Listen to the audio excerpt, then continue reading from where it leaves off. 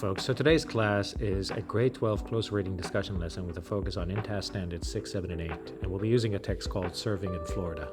The lesson we're going to watch today is the final part of a 4-part lesson series in which grade 12 English students will engage in a text discussion.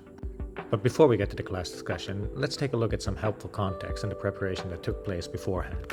Following our initial class discussion, some adjustments were made to improve student engagement, comprehension, and analysis of the text. The objective of these adjustments was to stimulate a more effective discussion on the text. An additional session was incorporated and supplementary support was provided. Students will do the following over 4 class periods. In Class 1, they'll acquaint themselves with the article. In Class 2, they'll analyze the article. In Class 3, they'll complete a quiz and focus on discussion questions. And in Class 4, they'll participate in an open class discussion on the article. That's what we'll be watching today. The text we're looking at is from the Language of Composition book. That's it here. The text is written by this lady. Barbara Ehrenreich is an American author and activist who went undercover as a low-wage worker to investigate the welfare reform and the working poor. The text is an excerpt from Nickel and Dime, a book published in 2001 based on Ehrenreich's undercover experience from 1998 to 2000. It was written in response to the 1996 Welfare Reform Act that reduced federal assistance and required work for low-income families. It's set in Key West, Florida, a high-cost location. Her audience is the general public, especially those who are unaware or indifferent to the harsh realities and struggles of low-wage workers in the service industry. Her purpose is to expose the exploitation, injustice, and misery that low-wage workers face, and to critique the economic and social system that allows it, and also to show the resilience, solidarity, and dignity of her fellow workers.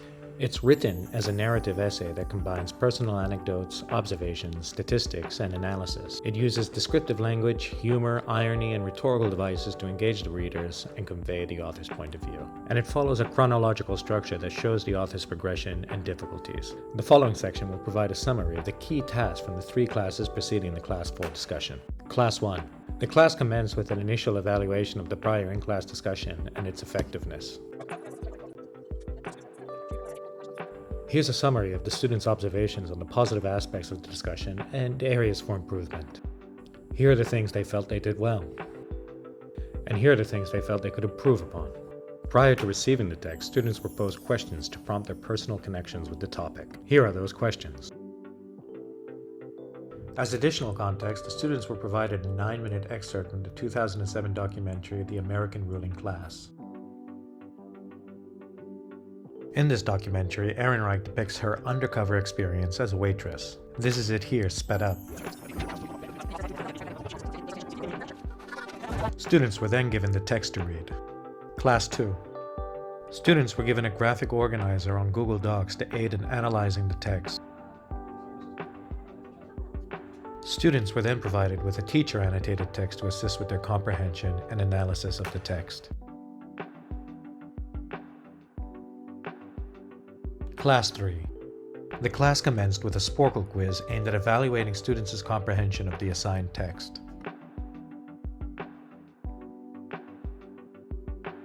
The answers to the quiz were discussed with the students. The students were then provided with a set of 11 questions that were intended for use during the discussion in Class 4. Here are those questions. The discussion facilitator is a student chosen by the teacher. The discussion facilitator is tasked with leading and guiding discussion to ensure that it is productive, inclusive, and engaging for all participants. The teacher will serve as the timekeeper. The timekeeper is tasked with monitoring and managing the time allocated for discussion to ensure that it stays on track and within the specified time frame. Here's the rubric the students were given prior to their class discussion. Class 4. And here's the class discussion. Alright guys, we can get started, yeah? Remember, you got the discussion facilitators there, Bob, Shirley, and Megan. Follow their lead, make sure we're contributing. The key is not to read directly from our script, but to actually engage in a conversation, yes? We want to be all involved, so let's make sure we're all involved. Alright, we go for it. 5 minutes? I should be working. Movie recording. We are good to go, people. Let's go. Okay, so today we're here to talk about a passage from Serving in Florida by Barbara. So we have 12 questions to talk about. So can we go with the first one? Nathan, what do you think about her open the selection with picture of a fat person's health. So for the question one, everyone opens the selection with picture of fat person's health. What is the intended effect? Does she want to shock or disgust the reader? Is she being humorous? So what do you think of this question? I think the intended effect in this opening line is not to shock or to disgust the reader, but rather trying to create attention grabbing and somewhat humorous image in the reader's mind. And especially by starting with the phrase "picture of a fat person's health," the author was trying to kind of aim to engage the reader's imagination and trying to evoke a strong emotional response. Especially the use of word health. Like she's trying to use this example to relate to the highly telling unpleasant experience that in the following passages that I think her intention was to trying to make a serious point about how difficult and harsh the reality of these low wage workers. That's a great answer. Thank you. Yeah, do you agree with me? Yeah, so I think from the provided paragraph, I think this person is using a combination of vivid imaginary and a dark humor to convey a sense of discomfort and unpleasantness. And when she describes a scenario that can be seen as disgusting and thrilling, I think the primary intention seems to be create a satirical and exaggerated depiction of the environment. Yeah. Definitely. A very exaggerated language.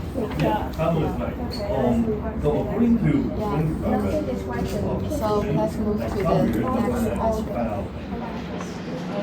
So in this essay, the author mainly focusing on her personal experience.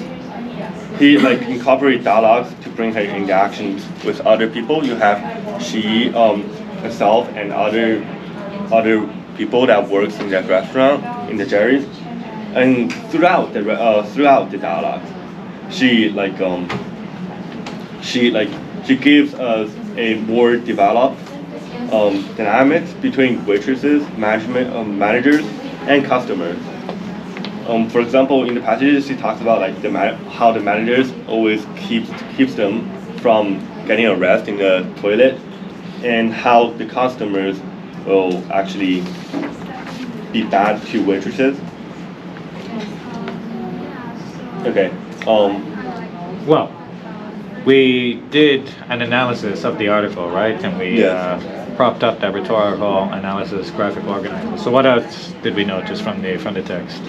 Any other figurative language or descriptions that we could talk about?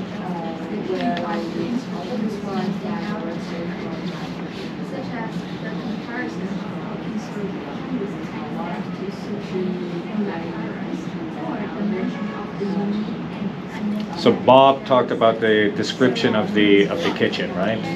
Yeah. There's other descriptions there as well, right?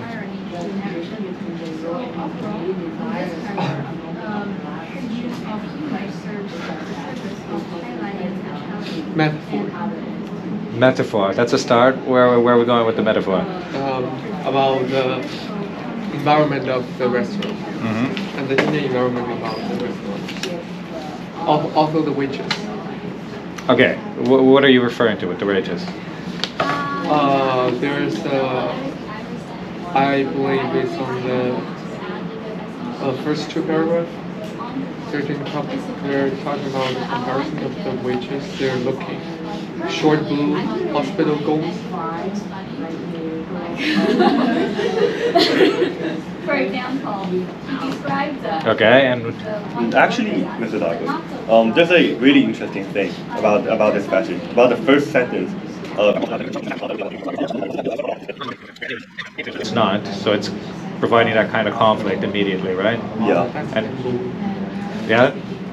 Yes. Yes? All right. Did we see any other use of figurative language throughout the text? Right. about, guys? There are a lot of like imagery about. I mean, there are like 3 or 4 times I use like human anatomy to describe. All right, let's talk about it. Give us an example. Give example. Yeah. That's what we're doing, right? We're discussing the text.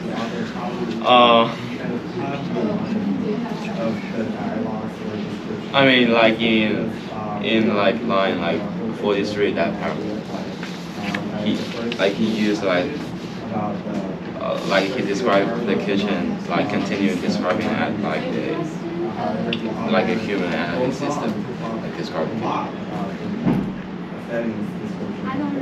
You mean where it says the break room typifies the whole situation? 46. Yeah. Okay. So she continues with the metaphor there, Yeah. right? So there's an element of consistency in the writing as well, which is nice, right? We still have that imagery of the human anatomy. Any other examples, people?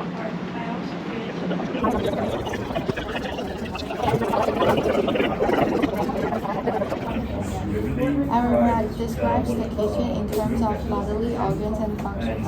What response is she trying to evoke? Is she successful? So, Alec, what do you think of this question? I think it is a very successful approach, and I think the author is trying to make contrast, like the restaurant of the kitchen clean and make people feel comfortable. However, when she put work in the very disgusting, and also the word sanitary conditions and the hard work of the servant. I think the readers can understand how hard they work and they can feel the discomfort as they work. Although the readers are not there, they can see the picture and they can feel the same with the author. Yeah. So that makes sense. And Megan, what do you think of this? I 100% agree with what Alan just said. Like, I think she was very successful in that. You know, if she, for example, just described the kitchen as this is a very messy kitchen with a lot of oil and stuff on the floor, that would just be like, that's a messy kitchen. But if she said it was like there's blood and organs, like this kitchen was like blah blah blah, then this would definitely make us feel a lot more disgusted. It would make me invoke more emotions and us thinking that, oh, I feel so bad. It's like they're living in hell. Oh my God, poor people. So she's definitely using a lot of pathos to try to invoke our emotions to feel sympathy. Yeah, I agree. And since she is a servant and she describes poor working conditions, and I also think it shows some not that good relationship with her co-workers in those descriptions. Yeah, so let's move to the third question. I would like to provide you. So question 9 belongs to Jason next. All right. So what's she looking to achieve? Yeah.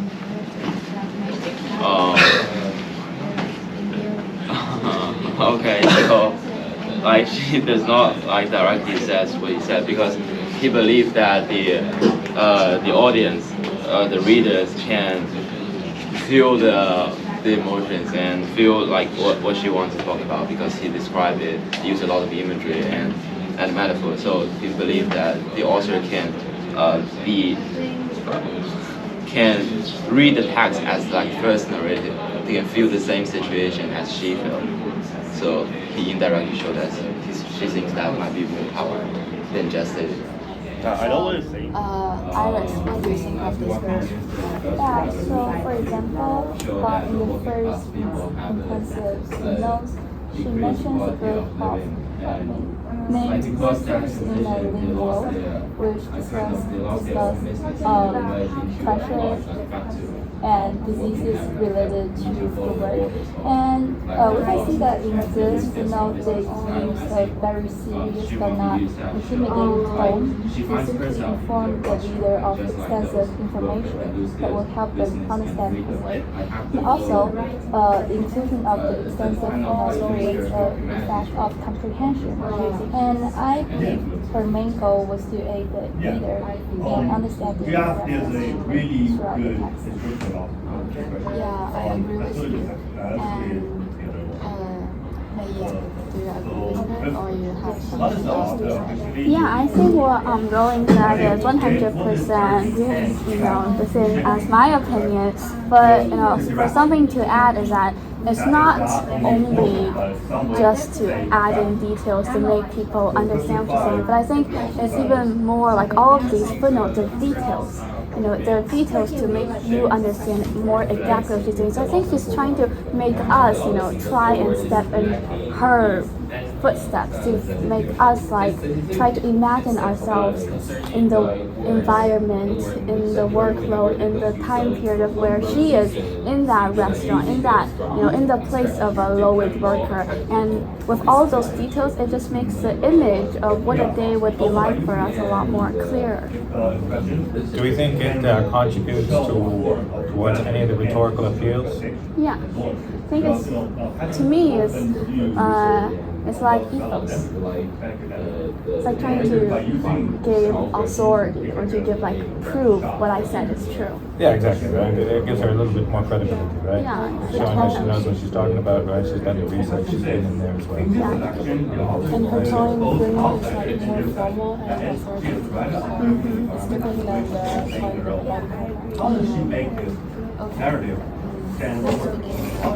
Well, what do we think the primary purpose here? Just is, trying to for evoke Barbara? people to like care.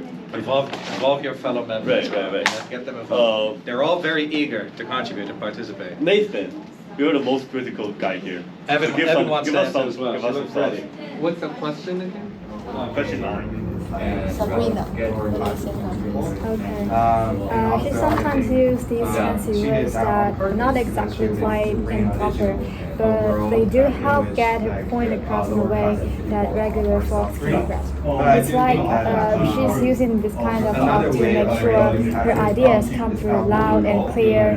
When she uses informal and sometimes language, it brings out the realness and straight upness of what she's trying to convey. It helps readers truly understand the real experiences and emotions tied to the stuff she's discussing. And this kind of approach works especially well when she's diving into work situations or other places where Fox plans to use that kind of language on that. Issue that we can talk about, And Alan, what do you think? in this context, I agree with this too. And I think those weird expressions deeply realize their low dignity odd life of their work. And I think people can depict their like real working environments and their real life. It makes readers feel immersed by those fast languages. Yeah, that's right. And like through those use of through expression, Is it important to be formal in this Aaron case? express very strong feelings like disgusting and angriness in order to shock the reader and make some point. All right. Yeah, I would agree. All right. Was that the last one, or is there another? Yeah, that's question 12. All right. Question 12. We made it, people. We made it. How was it? Nathan. Most valuable player Yeah.